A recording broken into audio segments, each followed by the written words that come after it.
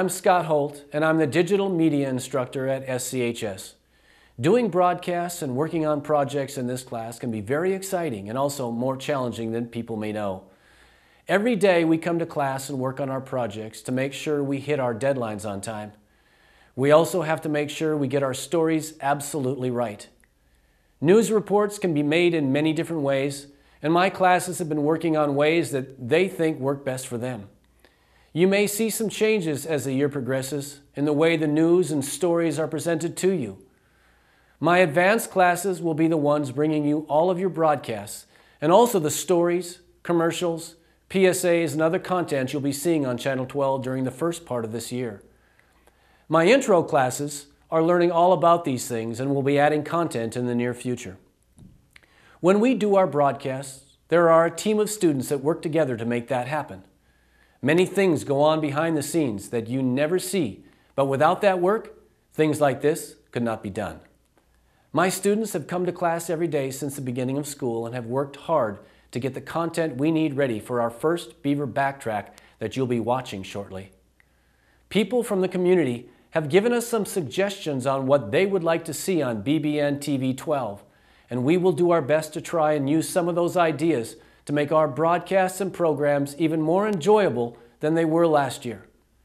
If you have anything you would like to see, drop us a line or email me and let us know what you would like to watch on our station.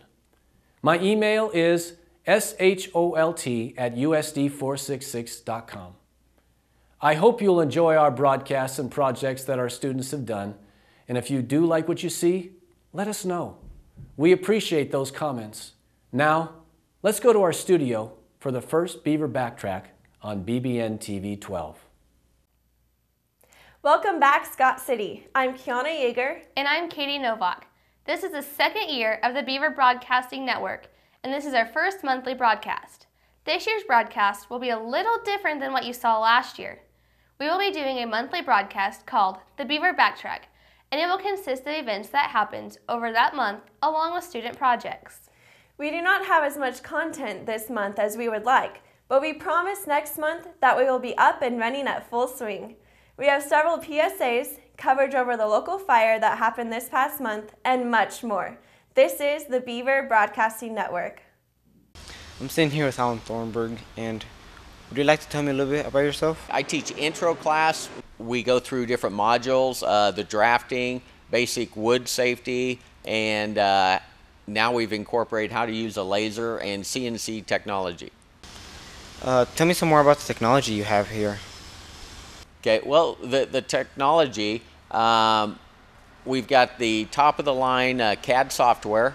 We want to make sure people can measure, read a drawing, and then we get them into drawing in 3D because in the world everything is 3D, and so we see 3D, so we want to draw 3D. Once we create a drawing in 3D, then with the laser or the CNC technology, we can go ahead and make a part, design a part, or test a part. Out of the whole school, do you think you have the most advanced technology? I think we probably utilize the technology the most in the construction, in the manufacturing world out there. They're utilizing the machines that we're trying to give the students practice with, the learning experience on how to use the tools that they could actually go out there and get money with. What are the different areas in your subject of teaching? Well,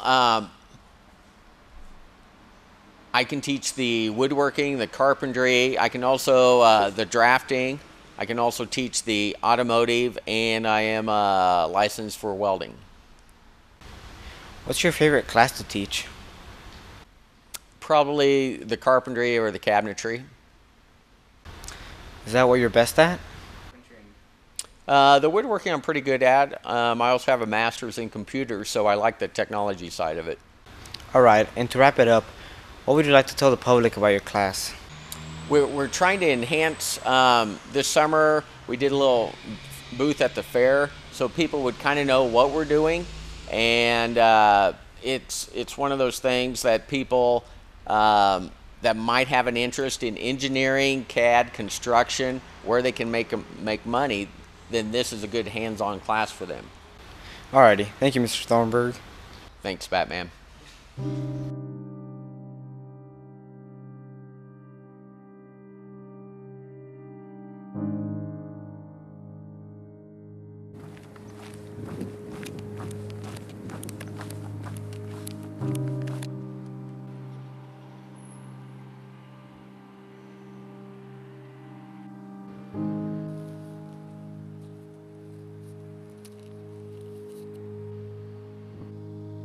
Stop. What are you doing? Running's not going to help. Think about the people that you're affecting. Your mom and your dad, and your brother and your sister. I should listen to you more often.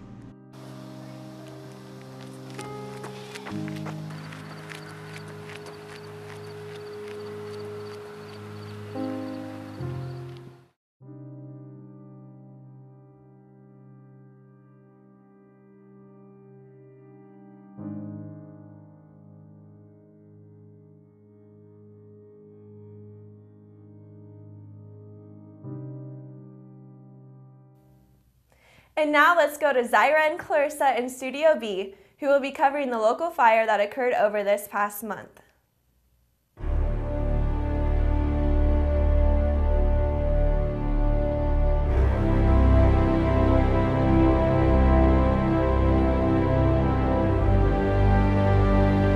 Think of having everything you've worked for, every drop of sweat, every tear shed while building your business, one day vanish into flames. On September 8th in Scott Community, our beloved Main Street did just that. Families lost their business and their hard work by chance one afternoon with no warning. You put your heart, your soul into building your business and watching it go up in flames. There really are no words to describe. You just stand there and watch helplessly as all your hard work just goes up in smoke. When you start looking at Main Street in Scott City, it's not huge, and so every business is very important. I think the emotions of that day were so strong. There are parts of it that I even said I can't really remember. Monday, September 8th was a devastating day for Scott Community.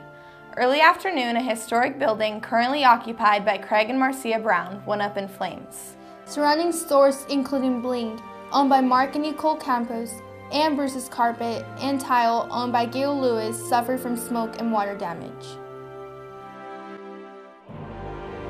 He went back to the store after lunch, and someone said that they saw smoke coming out of the top of the building, so he went over there and swung the door open, and that's when he saw the smoke.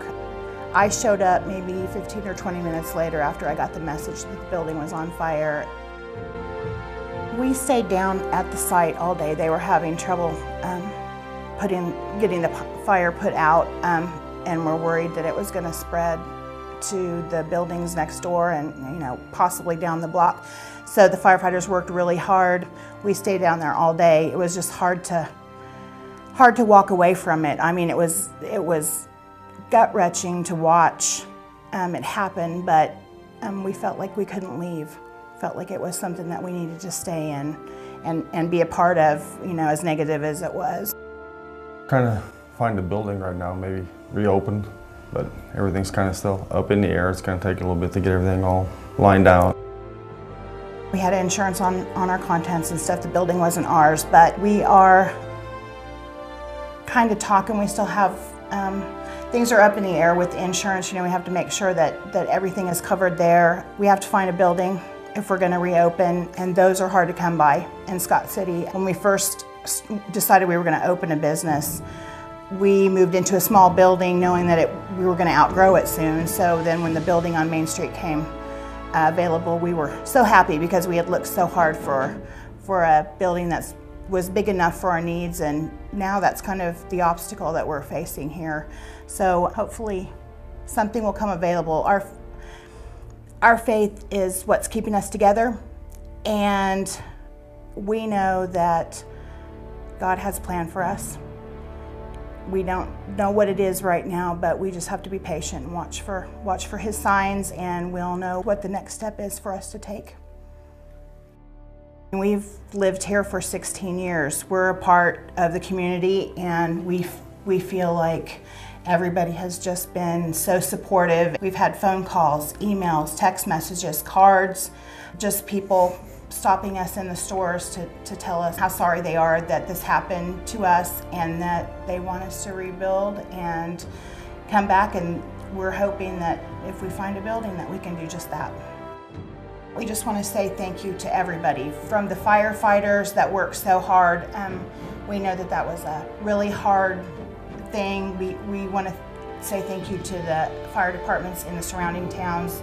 Dighton, I guess, was here, and Wichita County came to help. Just everybody. We had Casey's gave the firefighters food and water throughout the day, and I know that there was other stores that donated as well. And we just want to say thank you to everybody for all their support and all their prayers, because they really have helped.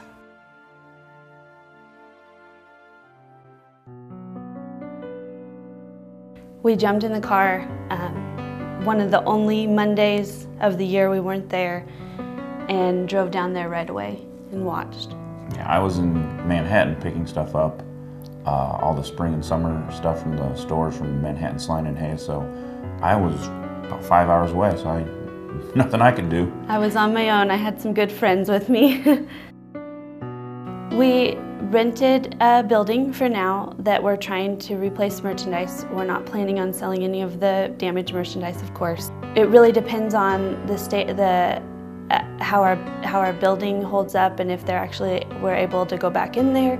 So we really don't know. It's still a lot of question marks. I think that the first part of it was really overwhelming, but this part is even more overwhelming, because we wake up every day and we're like, we don't know what we're doing. And it could be like that for a while.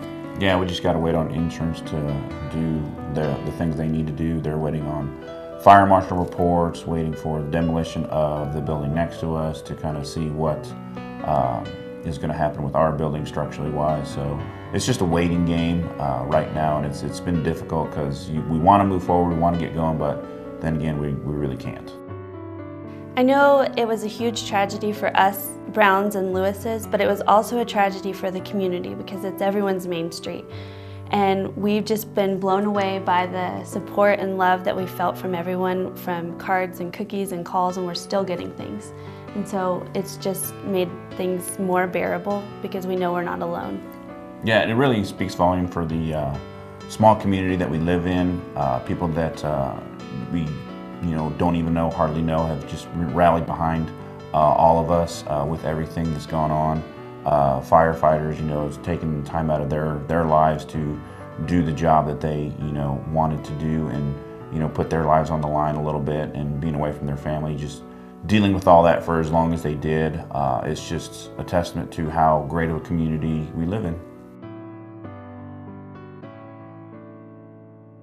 The experience, it's humbled me as far as I have found out I have very little control in certain situations.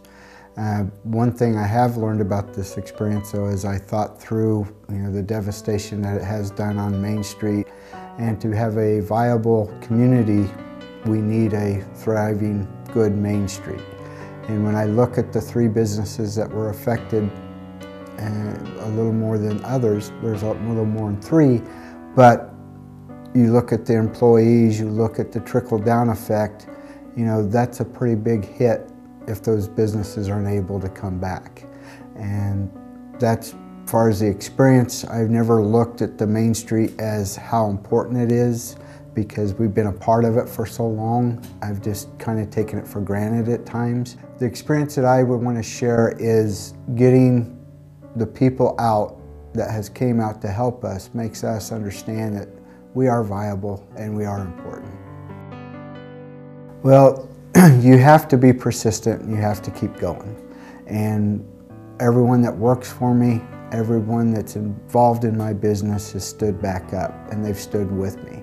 And without their help, it would have been much more difficult to get through. The steps that we have taken, we've relocated. We've got a little sample displays to look at, and obviously not what we were at, but someday we'll get back. All the inventory that we have is gone, which they had a huge delay. When I say a huge delay, it's 2 weeks before we'll get anything back. And the scary time is those 2 weeks of, okay, now what are we going to do and how are we going to get it done? The employees of mine have been great, and the community, again, have been great, rallied behind us. God gave me strength to persevere, and the saying, or the Bible quote that I used through this whole thing is, God will give me His strength through His great power, so I will not give up in times of trouble. And if I give up, again, we just talked earlier about laying down, you know, it's our choice to stand back up. And the thing that I've learned through this experience is we need people. And people, when they support, they make you feel like you're part of something. And I feel like I'm a part of this community.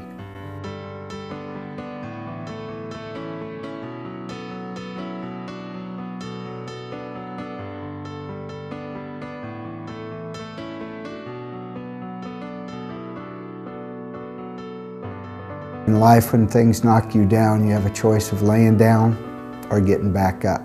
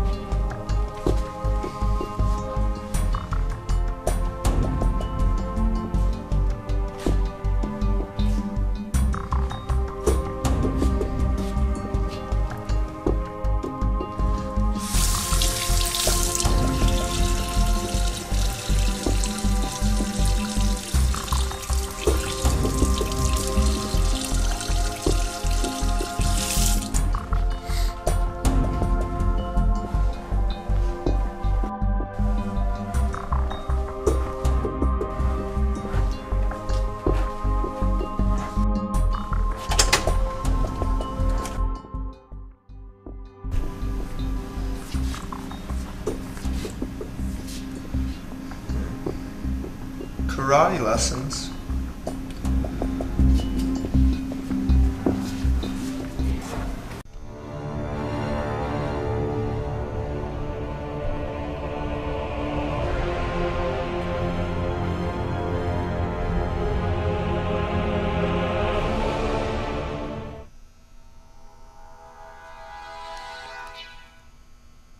Hello. Hello? Is this the karate instructor? Yes. When can I start training? Training begins now. Okay.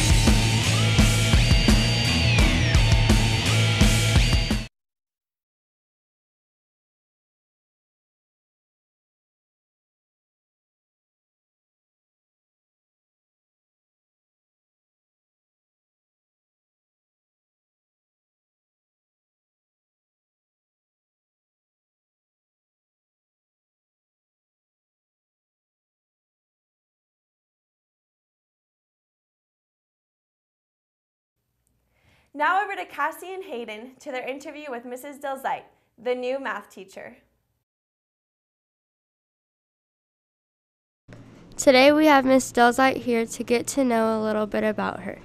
What made you come to Scott Community High School to teach? I was teaching in Dodge, and it's a really big school, and I saw an ad open for a position in Scott City, and I'd only heard good things about the students in the program, so I decided to apply here.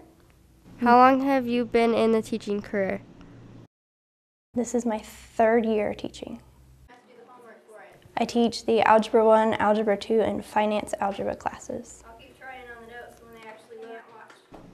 Would you mind talking to us about some of your history and some things you would like us to know about you?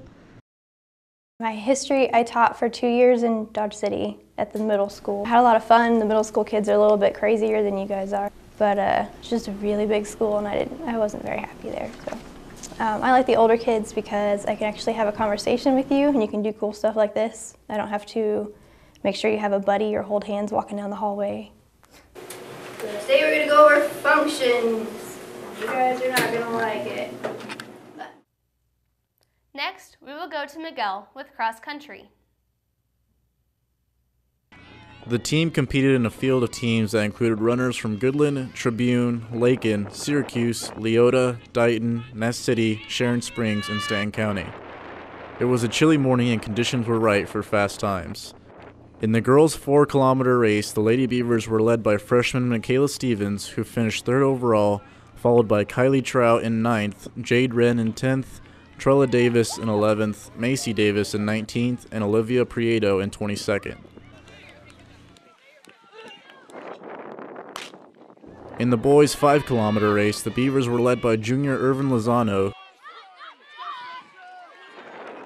who finished 4th, closely followed by Dylan Hutchins in 5th. Eddie Balderrama finished in 7th, Seth Cardenas in 18th, Gustavo Gonzalez in 22nd, Chance Jones in 23rd, Heath Briggs in 25th, Austin Rios in 28th, Isaac Evans in 31st, Connor LeBeau in 33rd, and Kwan Stewart in 47th. As for the team scores, both teams brought home the team title. The girls scored 27 points, and the boys ended up with 26.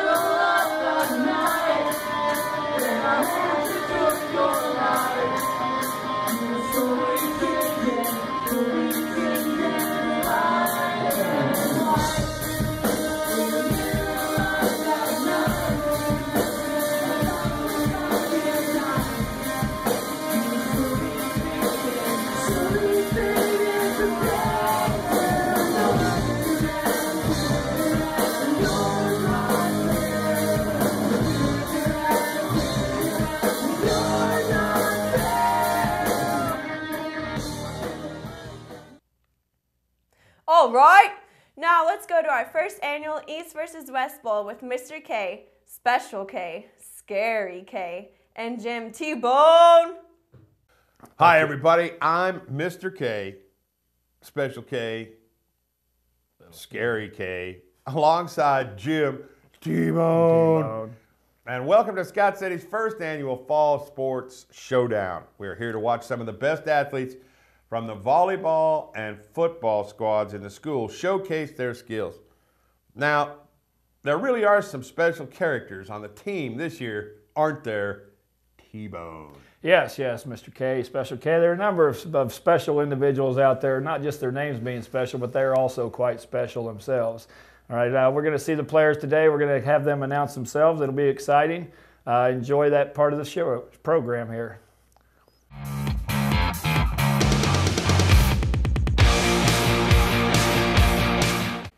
Brontel Williamette Williamson from East Florida. Demarion Corbin Blue, Northern Pennsylvania, Southern California State. LaDonna Brianna Orange, Southwest, East, North, Penn State. Markeisha LaSmell Cornbread, Scott City Penitentiary. KJ, AJ, TJ, IJ, EJ at Stay Fierce, North South Transylvania University. Jaeger Birth the Third, BYU. Tamira LaFonda Camera, East Mississippi. Sharkeisha Rozelle Franklin, South Oregon State. Liza Noodle, OMG, Idaho State Hair School. Deja Vu from New Mexico Tech. Shaquille Smith, Ventriloquist College. We will keep our eyes on Brontel Willamette Williamson. Willamette, I think is how it's said. Otherwise, he's probably part girl there. You know, Willamette? that ain't no... Yeah, we don't know. Where do you get Willamette? Willamette, I don't know. It's a river in Washington. Maybe he's from Washington. That could be possible. That's right. Don't forget about the young guns. You've got Jaeger Birth, all right, the third. And we got a lot of letters with the next guy, but let's just stay fierce with him, all right? We're going to step up to the plate.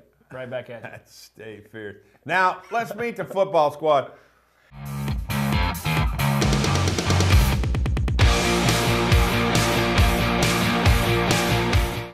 LaCharles Bentley, the U.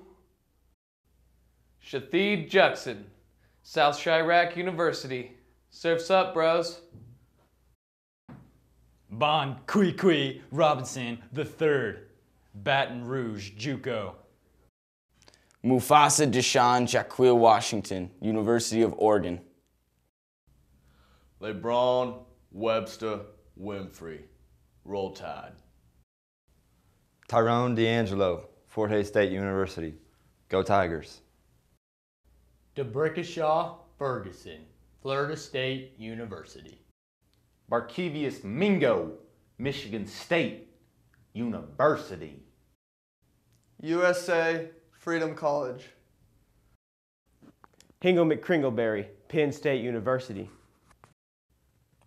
William Scott, Harvard University. It's looking exciting there, Special K. We got a lot of new guys here. You're right. You know, it's going to be exciting. That's all I can say. That's where I did that part about the thing on the helmet. Yeah, that was killer funny. You know, you can't fit these names on the helmet. You can't redo it. Nope. You have to run them all the way down their back. You're right there, Jim. I think we all agree we're very excited about this new guy, Barkevius Mingo. He's going to be exciting to watch. And LaCharles, you know, Bentley makes some big plays. It's going to be hard to match up with old LaCharles there. I'm sure we could get in trouble for reading this here somewhere. You know what I'm saying? I'm sure this crosses a line somewhere. Somewhere, that's right.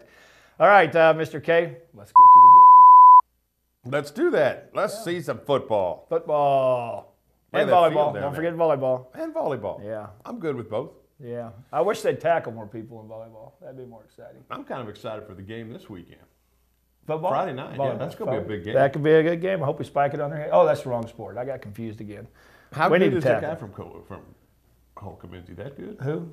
The Goodland, or the Holcomb Goodland quarterback. Holcomb Goodland quarterback. Grand Teton Teeter. That's probably his name, I guess. Yeah, oh boy. Yeah. Let's pick mountain ranges in Washington. Washington? Wyoming. We could go back to geography started with W. All right. It's been great being here.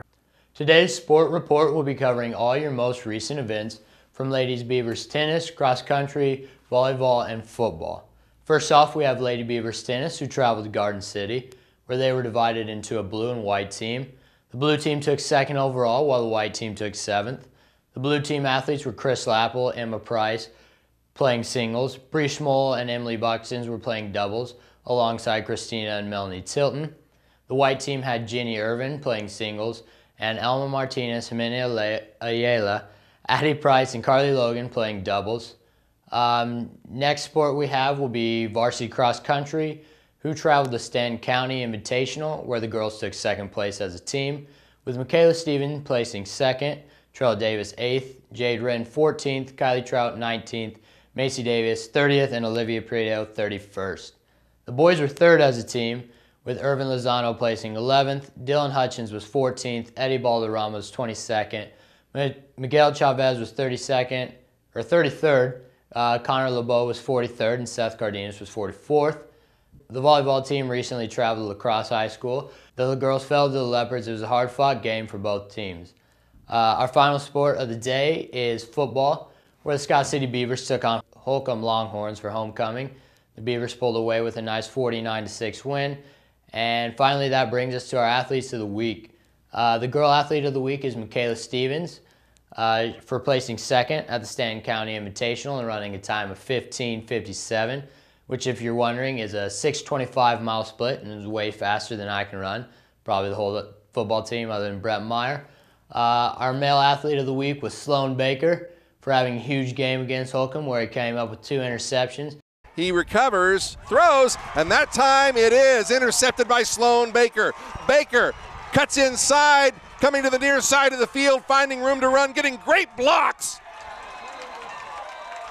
Also was crowned homecoming king. And that'll wrap it up for sports. Now back to Kiana and Katie. For the final segment of this broadcast, let's take a look at our projects in the making for next month.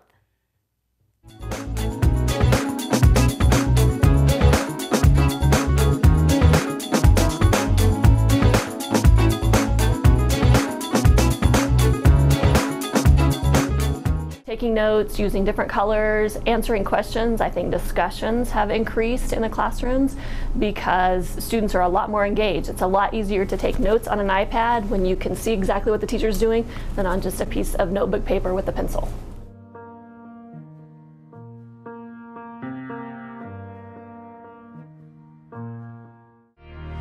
We don't have the time to be sorry, so baby, be the life of the party. We don't care what the people say. We don't have to be ordinary. Make your best mistakes. We don't have the time to be sorry, so baby, be the life of the party. Well, here we are at the end of our first broadcast. We hope you enjoyed it, and we will see you next month. I'm Katie Novak. I'm Kiana Yeager. I'm Chance Yeager. I'm Wyatt Krupp. I'm Claire Saratzlaff. I'm Christian Ramirez. I'm Sloan Baker. I'm Christian Wolf. And we're the BBN. Hang with us.